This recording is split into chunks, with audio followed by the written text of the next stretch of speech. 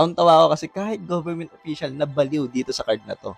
Sa panahon kasi natin ngayon, digital na. So, dapat yung mga business card din natin digital. Kaya meron akong digital business card. Ang advantage kasi ng digital card compare sa mga traditional business card na meron tayo, dito una, mai-ensure natin na sinave talaga ng tao na nanghingi ng details o pinagbigyan natin ng details, yung mga details natin, yung number, email, at ang kagandahan dito, pwede mo ilagay lahat ng social media platforms na meron ka. Ito for example, ayan, nakalagay na dito, TikTok ko, Facebook, lahat ng mga social media ko, Instagram, at kung ano-ano pa. So may wow factor at check mo rin talaga yung na sinisave talaga nila kasi makikita agad nila nandun na lahat ng mga social medias mo.